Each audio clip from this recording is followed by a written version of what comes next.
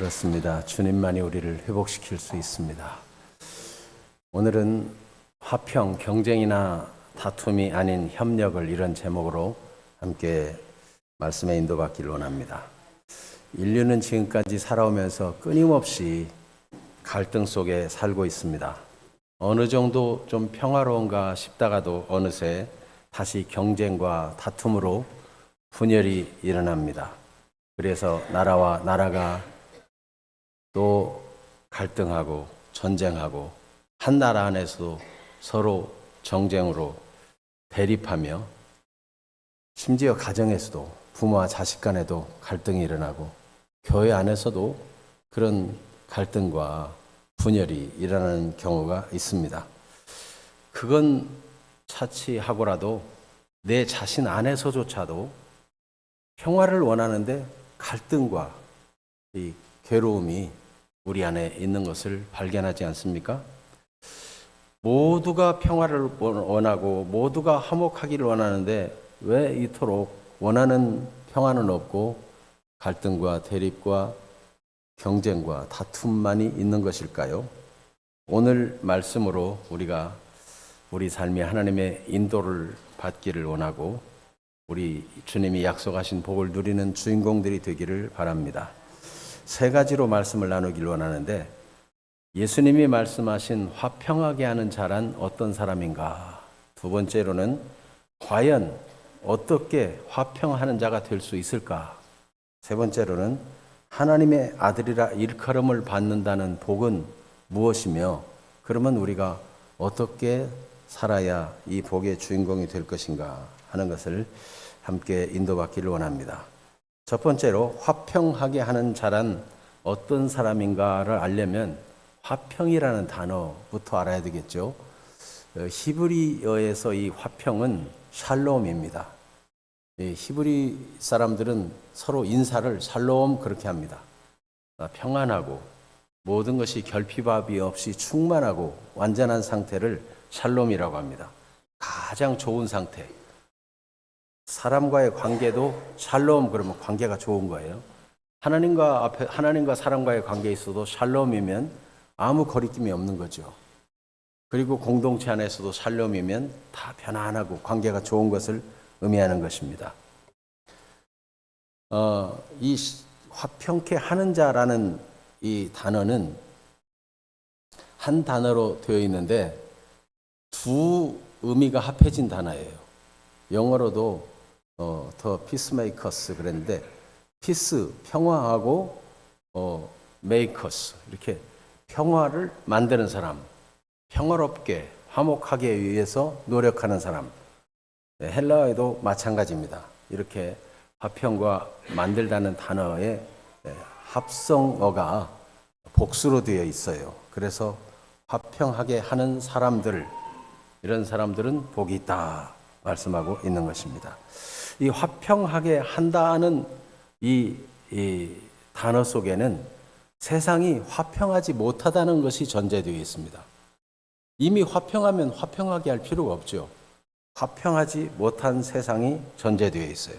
평화가 깨어져 있으니 평화를 복원하는 사람이 필요하다 하는 것을 전제로 화평하게 하는 자가 복이 있다 이런 말씀이 주어진 것입니다. 그런데 이 화평하게 하는 사람이 아닌 것이 어떤 사람인가? 화평하게 하는 사람이 아닌 것이 어떤 부류의 사람을 화평하게 하는 것이 아닌 것인가를 알면은 진짜 화평하게 하는 사람이 무엇인가를 알 수 있겠죠. 화평하게 하는 사람이 아닌 것은 갈등을 피하려고 하는 사람, 문제를 그냥 덮어두고 해결하려 하지 않는 사람, 침묵으로 그냥 지금 상황만 모면하면 시끄럽지 않지 이렇게 생각하는 사람, 겉으로는 조용하지만 속은 그렇지 않은 사람, 이런 사람은 화평한 게 아니죠. 속에는 미움이 있는데 그냥 표현하지 않고 입 다물고 있는 경우, 이건 지금 화평한 상태를 알 수 없어요. 진리를 포기하고 무조건 그냥 타협하고 좋은 게 좋은 거지 그렇게 가는 것은 화평하게 하는 사람이 아닙니다.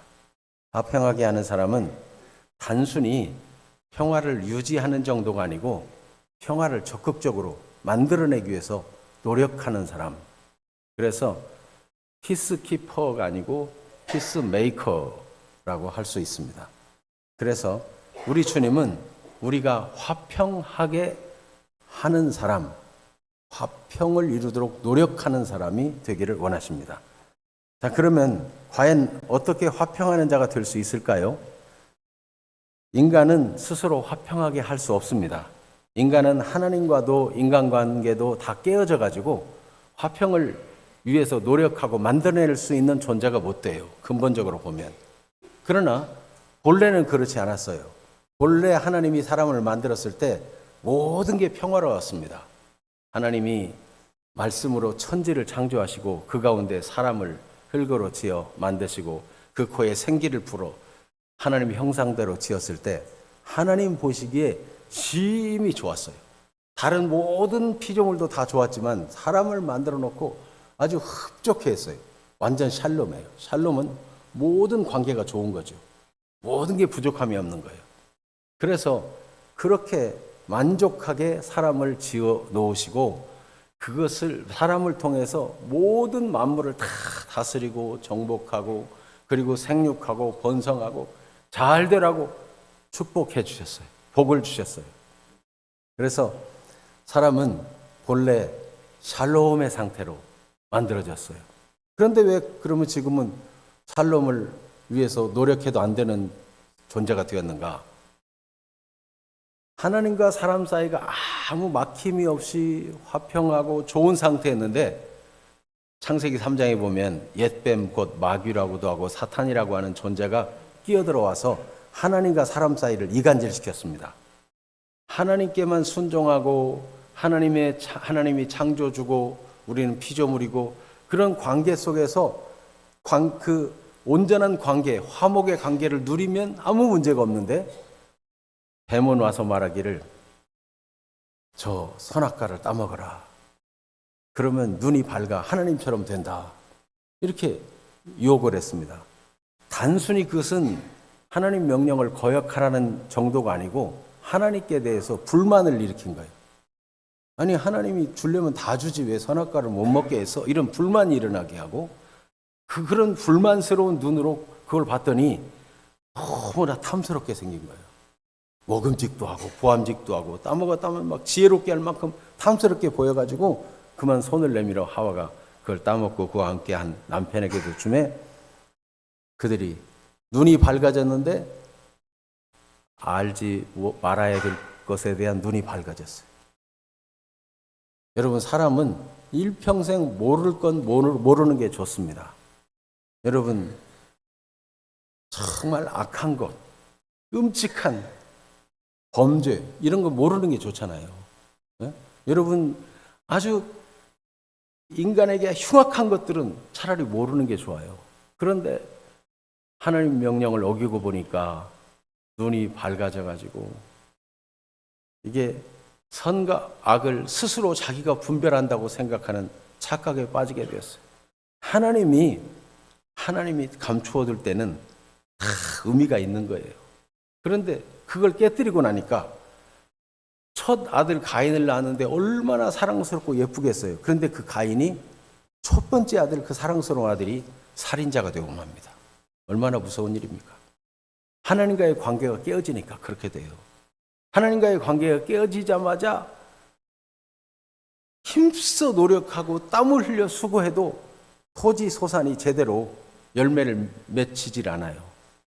엉겅퀴가 나고 가시가 나고 막 악한 것들이 막 일어나가지고 이 정상적인 소출을 거두지 못하게 방해를 하는 것입니다.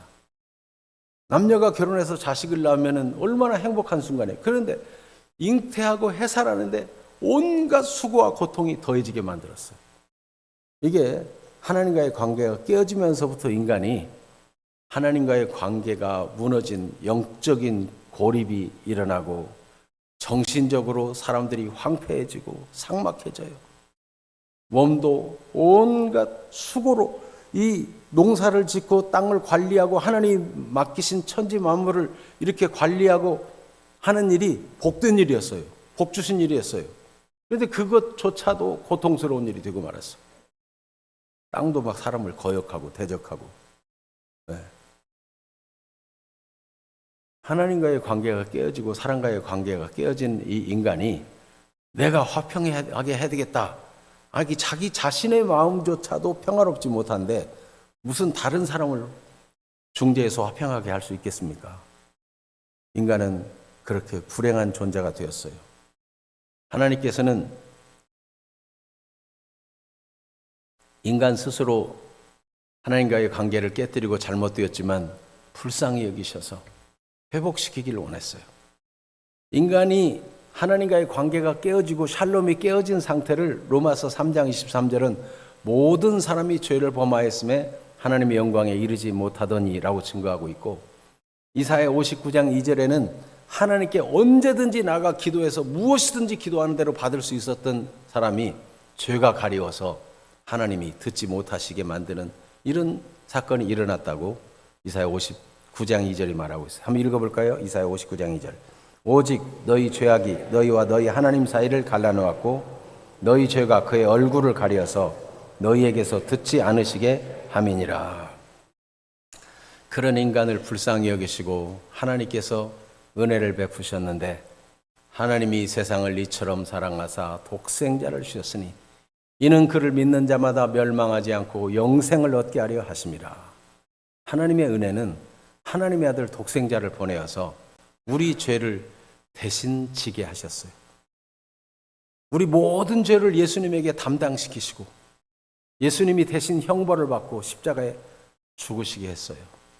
그러나 그가 죄 없이 하나님의 뜻을 순종하여 죽었기 때문에 하나님이 그를 죽은 자 가운데서 다시 살리셨고, 예수님의 우리 죄를 위해 죽으시고 그가 의롭다 하심을 얻기 위해서 다시 살아나심을 믿는 자마다 하나님과 화평해지도록 길을 열어주셨습니다. 그래서 십자가는 하나님과 우리 사이에 화평의 길을 연 길이 되는 것입니다. 그래서 예수님께서 요한복음 14장 6절에 내가 곧 길이요 진리요 생명이니 나로 말미암지 않고는 아버지께로 올 자가 없느니라. 하나님과 화목해지는 길은 예수 그리스도밖에 없다는 것입니다. 로마서 5장 1절에도 이렇게 증언합니다. 같이 읽어볼까요? 그러므로 우리가 믿음으로 의롭다 하심을 받았으니 우리 주 예수 그리스도로 말미암아 하나님과 화평을 누리자. 예수 그리스도로 말미암아 화평을 누릴 수 있어요. 인간의 죄는 수다한 비누를 써도 해결이 안 되고 화학 제품을 써도 지워지지 않지만 하나님의 어린 양 예수 그리스도, 독생자 예수 그리스도의 흘리신 보혈로만 모든 죄가 사함을 받고 하나님과의 관계가 평화롭게 되는 것입니다. 그래서 에베소서 2장 14절에도 이렇게 기록하고 있어요.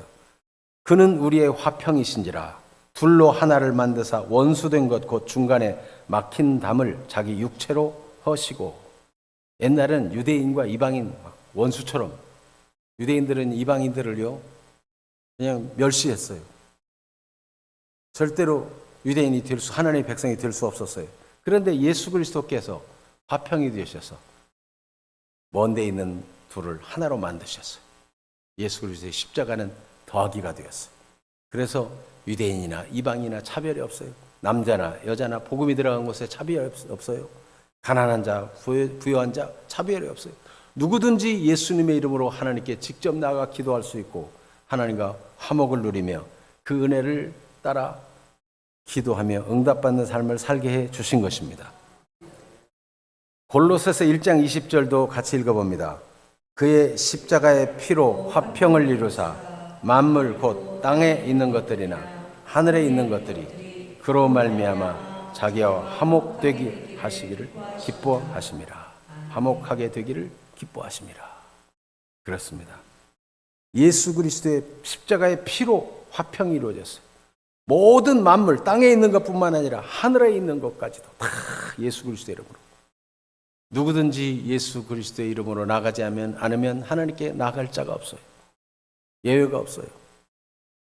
먼저 하나님 앞에 간 분이나 지금 있는 자나 앞으로 후대에 올 사람이나 누구든지 예수 그리스도의 이름으로만 하나님께 나아갈 수 있고 하나님과 화목하게 되는 것입니다. 그래서 하나님의 은혜로 이 화평이 주어졌어요. 그러므로 여러분 주 예수님을 구주로 믿으십니까? 예수를 구주로 믿는 것이야말로 하나님과 화목하게 되고 그 하나님이 나를 사랑해 주신 그 은혜로 화목하게 된 그 은혜를 힘입어 사람과의 관계도 화목하게 되는 것입니다.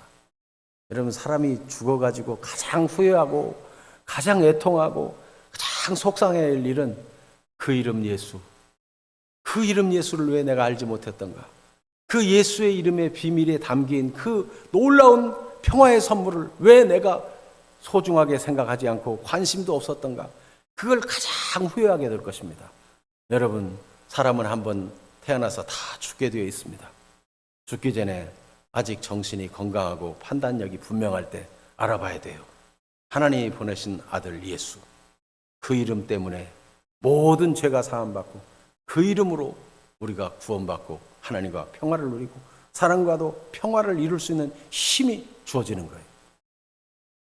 그래서 정말 주 예수를 구주로 믿는 하나님의 사람이 아니면 자기 이익을 위해서는 잠시 평화로운 듯 제스처를 취할 수 있고 그런 것처럼 보일 수 있으나 뒤통수 맞는 경우가 많습니다.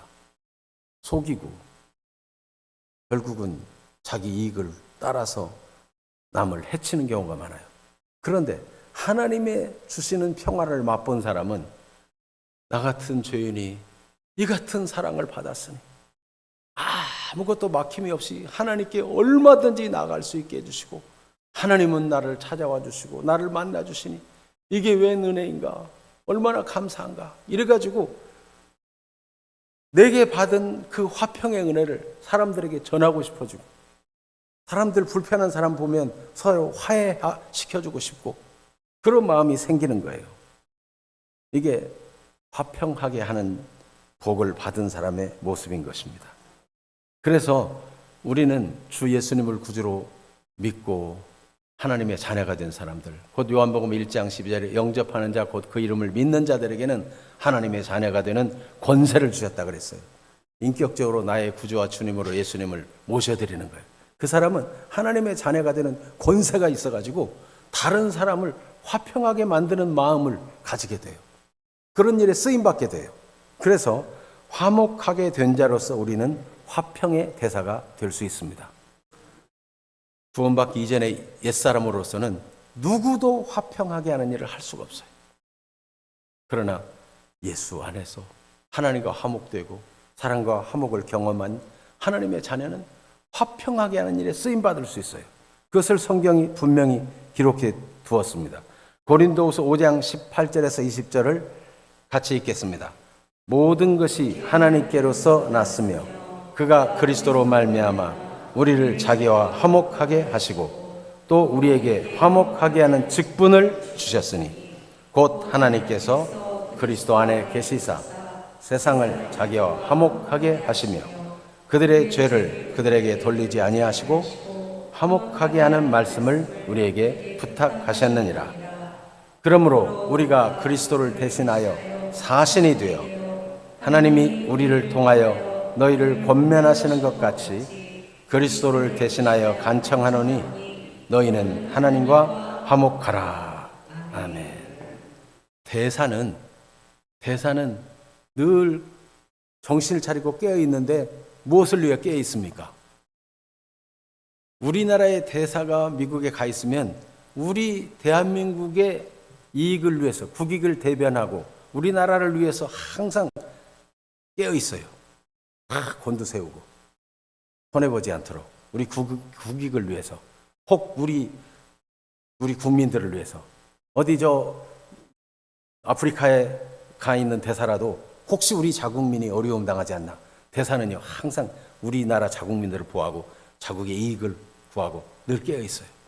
우리가 화평의 대사가 되어서 하나님의 대사가 되어서 사람들을 하나님께로 돌아오게 하는데 깨어 있고, 그런데 우리가 다른 사람을 위해 죽어줄 수 없지만 예수님이 우리 죄를 위해 대신 죽어주고 희생하신 그 화평의 말씀을 하나님이 우리에게 부탁해 주셔가지고 우리는 이 화평의 말씀을 받은 자로서 그걸 전하면 그걸 듣는 사람이 예수님이 나 같은 죄인을 위해서 이 같은 희생을 하셨구나, 감사하다, 나도 주 예수님을 믿습니다. 그럼 내가 전해준 이 화평의 복음을 듣고 그 사람도 하나님과 화평하게 되고 하나님의 자녀가 되고 구원이 일어나요. 그래서 화목하게 하는 말씀을 우리에게 부탁하셨느니라 그랬고, 우리에게 화목하게 하는 직분을 주셨다 그랬어요. 그래서 여러분, 우리가 위대한 일을 한 것이 아니라 할지라도, 우리가 대단한 선행을 행한 것이 없을지라도 하나님이 예수님 안에서 행하신 일을 사람들에게 말해주기만 하면 그들이 듣고 우리처럼 똑같이 공감하고 하나님이 이 같은 사랑을 주셨다니 감사하다 하고 예수님을 받아들이면 하나님과 화목하게 되는 일이 일어난다는 거예요. 이게 바로 화평의 대사인데, 화평의 대사가 되는 일은 그래서 어려운 일이 아니고 하나님의 은혜로 되는 일이고 감사함으로 할 수 있는 일이 되는 것입니다. 자, 그렇다면 하나님의 아들이라 일컬음을 받는다는 복음 무엇인가? 하나님께서 화평하게 하는 자에게 복을 말씀하시는데, 하나님의 아들이라 일컬음을 받는다. 먼저 이것은 내가 누구인지를 알게 됩니다. 내가 누구인가? 하나님의 성품을 드러내는 존재가 되는 것입니다. 우리가 화평의 복음을 전할 때, 전하는 복음을 통해서 사람들이 하나님과 화목해지고 사람들과도 화목해지고자 하는 열망이 일어나고, 이런 것을 통해서 우리가 하나님의 사랑받는 아들이 되었고 하나님의 사랑받는 딸이 되었구나, 이것을 분명히 알게 돼요. 하나님께서는 화평하게 하는 자, 세상은 화평할 수 없는데 화평하게 하는 자는 그가 하나님의 아들이기 때문에 화평하게 할 수 있다, 이렇게 말씀하고 있는 것입니다. 그래서 하나님의 인도를 받아요. 성령의 인도를 받아요. 로마서 8장 14절 같이 읽어봅니다. 무릇 하나님의 영으로 인도함을 받는 사람은 곧 하나님의 아들이라. 오늘 새벽에도 우리 마가복음 13장 말씀을 봤는데, 마가복음 13장에 보면은 마지막 때가 오면은 전쟁과 기근과 지진들 막 이런 것들이 많이 일어나고, 내가 그리스도다 하면서 세상을 미혹하는 거짓 그리스도들이 일어나고, 그러면서 믿는 사람을 때리고 잡아 가두고 회당에 또 이렇게 총독 앞에, 임금 앞에 막 끌어가고 그런 일이 있을 거라는 거예요. 그런데 그때에 그 상황을 두려워하지 말고 하나님의 자녀로서 올바른 인식을 할 것이 있는데, 그때 모든 민족에게 복음이 증거된 후에야 끝이 되는데, 그때가 바로 사람들에게 복음을 증거할 기회다. 하나님께서 이 화평의 복음을 전하라고. 여러분, 높은 지위에 있는 사람, 부자, 권력 있는 사람, 이런 사람들은요 복음을 듣기가 어려워요. 큰 성에 쌓여 있어가지고, 높은 권자에 앉아가지고 그런 사람들에 둘러싸여가지고 생명의 복음을 듣기가 어려워요. 그런데 죄인처럼 예수 믿는다고 해서 잡혀 끌려가면은 왜 예수 믿게 됐느냐, 그걸 변증하면서 화평의 복음을 전하고, 그렇게 해서 그들에게도 복음이 들어가서 화평하게 되는 일이 일어나게 하시는 것이 하나님의 계획이라는 거예요. 그리고 또 사람들이 잡아가고 때리고 욕하고 이럴 때, 그때 무슨 말을 할까 염려하지 말라. 그때 성령께서 할 말을 주시리라. 하나님이 성령으로 할 말을 주시면 그 말을 하라는 거예요. 그러니까 화평의 복음은요, 하나님이 그때 그 상황 속에서 성령으로 인도해서 할 말을 주신다는 겁니다. 사람은 다양한 사람이 있는데 딱 그 사람에게 맞는 말을 하나님이 그때 생각나게 하시고 성령으로 인도해 주신다는 거예요. 이게 바로 하나님의 아들이기 때문에 그렇습니다. 무릇 하나님의 영으로 인도함을 받는 사람은 곧 하나님의 아들이라. 하나님의 아들은 하나님의 성품을 가지는데, 갈라디아서 5장 22절에서 23절도 같이 읽겠습니다. 같이 읽습니다.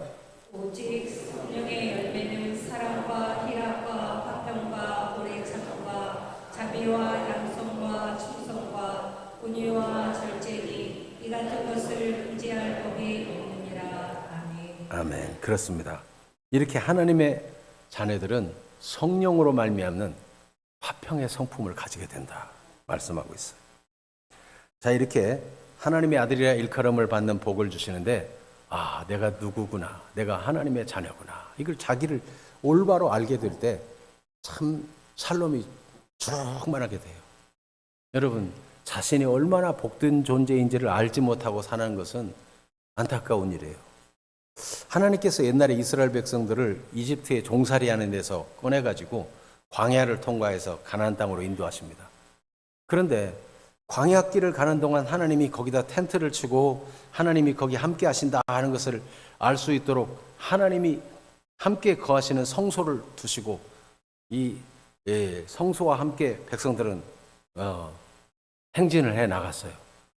텐트를 쳐도 성소 중심으로 쫙 그렇게 치고 회막 중심으로. 그런데 이스라엘 백성들은요, 그 종살이한 데서 꺼내 주었는데 목마르다, 마실 물도 없다, 광야니까 그렇겠죠. 먹을 것도 없다, 그러면서 하나님 우리를 죽이려고 이곳에 보냈다, 막 이래요. 하나님은 참 얼마나 안타까우시겠어요. 그래서 하나님이 막 물을 내시고 하늘에서 만나를 내려 먹여주시고, 그런데 걸핏하면 원망하고 불평합니다. 드디어 이제 하나님이 약속하신 젖과 꿀이 흐르는 가나안 땅 앞에 왔어요. 12명의 정탐꾼을 보내서 그 땅이 얼마나 좋은지 희망을 가지도록 정탐하게 했습니다. 정탐하고 와서 보더니 다 좋다는 거예요. 얼마나 이 포도나무 송이가 얼마나 충실하게 열렸는지 두 사람이 거기다 막 포도 가지를 메고 왔어요. 그 땅에 나는 온갖 좋은 것들을 다 경험하고 왔어요. 그런데 10명의 사람들이 말합니다. 우린 이제 죽었습니다. 저렇게 좋은 땅인데 아무나 못 차지합니다. 거인 족속이 저 땅을 차지하고 있고 저들은 철병거를 가지고 있어서 당해낼 재간이 없습니다. 하나님이 우리를 죽이려고 인도한 겁니다. 이러니까 그 말 듣고 많은 사람들이 막 울며 대성통곡합니다. 그때 2명, 정탐꾼 중에 2명, 여호수아 갈렙이 아닙니다. 여러분, 우리 말을 들어보십시오. 하나님께서 지금까지 이 광야를 인도하시고 애굽 종살이 그 이집트 왕의 강한 권력에서 해방시켜 주셨은 하나님이십니다. 이제 저들이 아무리 강대해도 하나님이 저들을 이기게 하실 것입니다. 하나님이 우리에게 약속하셨기 때문에 저들은 우리의 밥입니다. 가서 취합시다. 이렇게 얘기했어요. 여러분, 하나님은 우리에게 하나님의 아들 예수님을 보내주시고 구원하실 뿐만 아니라 우리의 삶을 점점 복되게 하시고 이 땅에서 하나님의 자녀로 산다는 것이 얼마나 행복한 것인가, 영적인 평안과 정신적인 만족과 이 땅에 하나님의 공급하신 은혜들을 경험하면서 어떤 문제든지 하나님을 믿고 기도하면 하나님이 들으시고 알아주시고 우리 삶을 인도하시는데 사람이 감당할 시험밖에는 너희가 당한 것이 없나니 오직 하나님은 미쁘사 너희가 시험 당할 쯤에 또한 피할 길을 내사 능히 너희로 감당하게 하시느니라. 깜깜하고 암담한데 하나님이 감당하게 하시는 인도를 경험하며 사는, 내가 하나님의 자녀 된 것이 이렇게 복된 것이구나, 이거를 알아 당당하게 살게 해주시는 거예요. 그런데 자기 자신이 얼마나 복받은지를 모르고 우리는 저들 보기에 메뚜기 같을 것이다, 우리 이제 여기 다 죽었다, 이러면요 너무 안타깝잖아요. 그렇게 원망하고 불평하고 짜증내고 그냥 의심하고 하나님을 나쁜 분으로 막 말하고 그러던 사람들은요 하나님이 약속했던 가나안 못 가고 죽었어요. 얼마나 안타까운 일이에요. 약속은 받았는데 누리지를 못해요. 여러분, 아무도 그렇게 되지 않기를 바랍니다. 하나님께서 여러분을 사랑하십니다. 여러분은 존귀한 하나님의 자녀들입니다. 주 예수를 믿는 거, 그게 너무 간단하고 쉬운 일인데 하나님의 입장에서는 너무나 어마어마한 대가를 지불한 거예요. 하나님의 아들 예수님은 그 높은 하늘 영광 다 버리고 이 땅에 오셔서 낮고 천한 인간들 속에 사시면서 모욕과 멸시와 천대를 받고 사람들에게 침받침을 당하고 모욕을 당하고 사람들이 창으로 찌르고 못을 박는데도 아버지 저들을 용서해 주세요. 자기들이 하는 것을 알지 못해서 그래요. 하나님과 화목한 예수님은 하나님의 관점으로 보니까 다 보이는 거예요. 다 보여요. 하나님 모르는 것이 불행이라는 것이 보이는 거죠. 여러분, 우리가 하나님의 자녀라는 것이 얼마나 복된 일입니까? 그런데 우리가 하나님의 자녀라는 것을 알게 되는 것뿐만 아니라 하나님이 맡기신 사역과 지위가 어떤 것을 알게 됩니다. 그래서 하나님께서 우리를 앞에서 본 것처럼 화평의 대사로 살게 하시고 화평케 하는 말씀을 부탁받아가지고 그 말씀을 전하면 사람들이 구원받고 하나님과 관계가 회복되고 이런 일을 할 수 있는 존재가 되게 했어요. 그런데 그러면 어떻게 살 것이냐? 우리 일어나는 모든 삶에서 나는 하나님의 사랑받는 자녀고 예수님을 통해서 구원받았고 그렇기 때문에 나에게는 화평케 하는 말씀을 부탁하셨고 내게 일어나는 모든 상황은 이것이 재료가 되어서 사람과의 관계를 화평하게 하고 하나님과의 관계를 화평하게 하고 온 땅을 하나님의 샬롬으로 만들기 위해서 이 사용할 재료다. 이런 마음을 가지고 살면 되는 것입니다. 어떻게 그렇게 할 수 있습니까? 창세기 50장 19절에서 21절을 보겠습니다. 요셉이 형들에게 하는 말이에요. 형들이 요셉을 이집트의 종으로 팔았어요. 노예 생활하면서 얼마나 고생이 많았습니까? 온갖 천대를 다 받고 나중에는 감옥에도 가고 그런 고통을 당했는데 요셉은 그 과정까지도 하나님이 이 화평하기 위해서 이 과정까지도 허락하셨다라고 믿고 고백하는 거예요. 창세기 50장 19절에서 21절 같이 한번 읽어봅니다. 요셉이 그들에게 이르되 두려워하지 마소서 내가 하나님을 대신하리이까 당신들은 나를 헤아려 하였으나 하나님은 그것을 선으로 바꾸사 오늘과 같이 많은 백성의 생명을 구원하게 하시려 하셨나니 당신들은 두려워하지 마소서 내가 당신들과 당신들의 자녀를 기르리이다 하고 그들을 간곡한 말로 위로하였더라. 아멘. 이 창세기 50장은 어디냐면은 요셉이 지금 아버지가 죽어 장례하고 났더니 형들이 보니까 요셉의 눈치만 착 보는 거예요. 왜 눈치를 보는가? 아버지가 돌아가셨으니 요셉이 이제는 안 참을 거다. 우리 다 죽었다. 그래가지고 아버지가 유언했다고 말을 꾸며내기도 해요. 요셉이 그 속을 왜 모르겠어요. 요셉이 너무 마음이 안타까워서 눈물을 흘렸어요. 형들이요, 아직도 그런 마음을 갖고 계십니까?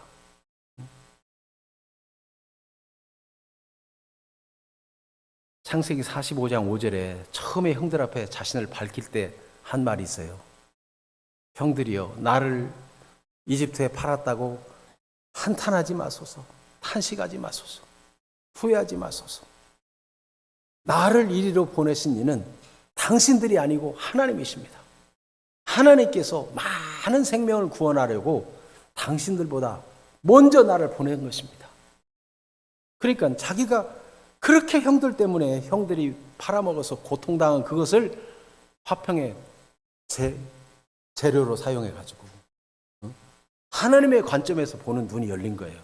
그러니까 하나님이 형들과 자녀들을 다 살리시고 이 기근에 다 죽을 뻔했는데 그걸 살리려고 하나님이 나를 먼저 보내셨다고 얘기하는 거예요. 그러면서 아버지가 돌아간 후에 원수 갚을 거라고 생각할 때도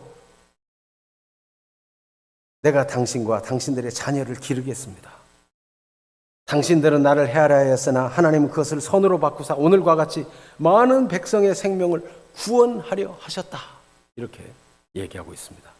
그래서 여러분, 우리가 어떻게 화평의 대사로 살 수 있습니까? 자기중심적으로 바라보면 섭섭한 게 많고 유감스러운 게 많고 속상한 게 많아요. 그러나 하나님의 관점으로 보는 것입니다. 하나님의 자녀답게 하나님의 마음을 얻어서 하나님의 관점으로 바라보니까 형들이 불쌍하고 안타까운 거예요. 하나님이 이 형들을 다 살려주시려고 하나님이 나를 앞서 보냈구나. 이런 해석이 나오는 거예요. 이런 인물이 또 신약성경에도 나옵니다. 빌레몬서 1장 16절 17절입니다. 같이 읽어봅니다. 이후로는 종과 같이 대하지 아니하고 종 이상으로 곧 사랑을 받는 형제로 둘 자라. 내게 특별히 그러하거든 하물며 육신과 주 안에서 상관된 내계랴. 그러므로 내가 나를 동역자로 할진대 그를 영접하기를 내게 하듯 하고. 이 말씀은 어떤 말씀인가 하면 빌레몬이라는 사람이 부자예요. 종도 있어요. 근데 그 종 중에 하나 오네시모라는 사람이 도망가 버렸어요.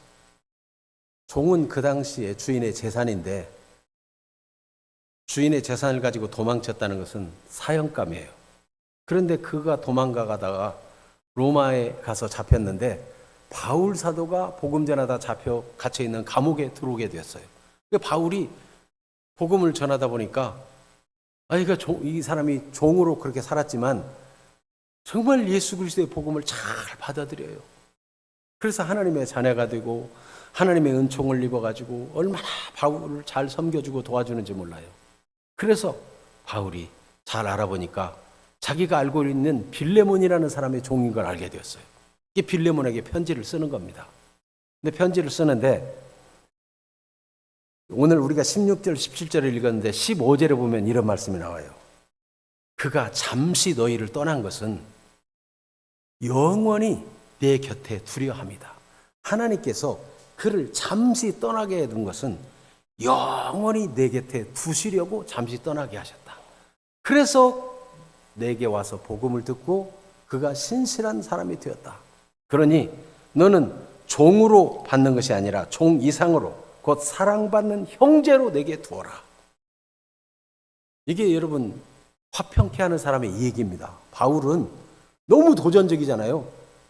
아니 그 못된 종 죽여 마땅한데 종이 아니고 형제로 받으라는 거예요. 그리고 동역자로 받으라. 나와 같이. 네? 그러므로 내가 나를 동역자로 할진대 그를 영접하기를 내게 하듯 하라.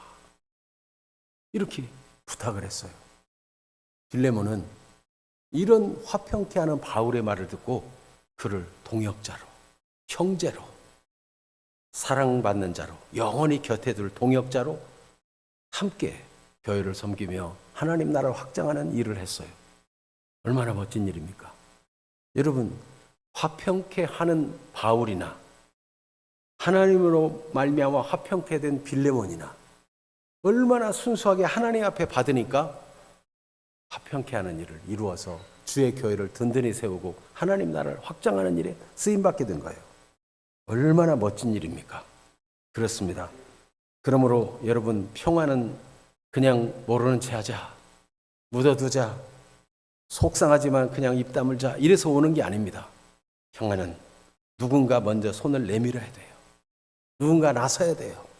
주님은 우리가 화평케 하는 자가 되기 위해서 내가 먼저 전화를 걸고 내가 먼저 손을 내밀고 내가 먼저 찾아가기를 원합니다. 여러분, 이 시간 화평의 말씀을 전하지만 마음속에 그 인간은 내가 용서 못해. 그 인간은 절대 화평할 수 없어. 죽어도 용서 못해. 괘씸하고. 이런 사람이 혹시 생각납니까? 주님은 여러분이 하나님의 자녀인 것이 증명되기를 원하십니다. 내가 먼저 손을 내밀고 몰라서 그렇지. 여러분에게 손해를 끼쳤어도 그래도 하나님께서 허락하셔서 내가 그런 상황 속에도 평안을 잃지 않는 사람이 되게 하셨으니 감사하다. 이런 마음을 가지고 화평의 손을 내밀 수 있겠습니까? 주님은 화평하는 자가, 화평케 하는 자가 복이 있다 말씀하십니다. 말씀을 듣고 그저 그렇지라고 생각하는 것이 아니고 뭔가를 실천할 때 한 걸음 신앙이 성장해 나갑니다.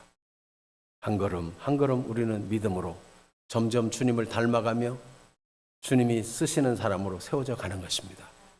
오늘 불편하더라도 육신의 생각을 극복하고 요셉처럼 하나님의 눈으로 바라보고 빌레몬처럼 하나님의 관점으로 바울처럼 바라보고 내게 손해를 끼쳤어도 하나님이 그를 통해서 하실 일이 있다. 이렇게 바라볼 수 있는 그런 사람 되기를 축복합니다. 종말적으로 이것은 미래형 축복이에요. 그들이 하나님의 아들이라 일컬음을 받을 것이요. 이 땅에서도 하나님의 일컬음을 하나님이 너는 하나님의 자녀다 하고 하나님이 일컬어 주지만 사람들을 통해서도 역시 예수 믿는 사람 다르다 이렇게 인정해 주는 일도 있겠지만은 결국은 하나님의 인정을 받게 돼요. 그래서 마태복음 25장 34절에 35절 말씀을 끝으로 같이 읽겠습니다. 그때 임금이 그 오른편에 있는 자들에게 이르시되 내 아버지께 복받을 자들이여 나와 창세로부터 너희를 위하여 예비된 나라를 상속받으라. 내가 줄일 때 너희가 먹을 것을 주었고 목마를 때 마시게 하였고 나그네 되었을 때 영접하였고. 마태복음 25장의 양과 염소가 갈라진 모습인데 하나님께서 이 양편에 있는 사람들에게 창세로부터 너희를 위해서 예비된 그 나라, 상속된 그 나라를 받으라, 상속받으라. 여러분, 화평케 하는 자는 창세 전부터 우리를 위해 준비된 하나님의 기업이 있습니다. 그 복을 누리라는 것입니다. 그래서 이 사람들은요, 배고픈 사람을 보니까 배고픈 사람에게 샬롬이 됐겠어요? 평화가 없어요. 배고프니까 그 사람에게 먹을 것을 주고 목마른 사람에게 마실 것을 주고 감옥에 갇힌 사람 찾아보고 병든 사람을 돌보고 이렇게 화평케 하는 일을 자꾸만 하니까 사람들의 마음이 평안이 찾아오고 만족이 찾아오고 감사가 찾아오게 하는 일을 하니까 하나님께서 창세 전부터 너희를 위해서는 이미 상속 분량이 있다. 아들이면 상속자인 것입니다. 하나님의 아들이라 일컬음을 받는다는 것은 영원 무궁한 상속 분량을 하나님이 주시겠다는 것입니다. 여러분, 여러분의 생각을 나는 하나님의 자녀다. 영원한 상급을 상속으로 받을 자고 기업을 받을 자다. 이런 당당함을 가지고 살기를 바랍니다. 어떤 사람은 갑자기 생각나는데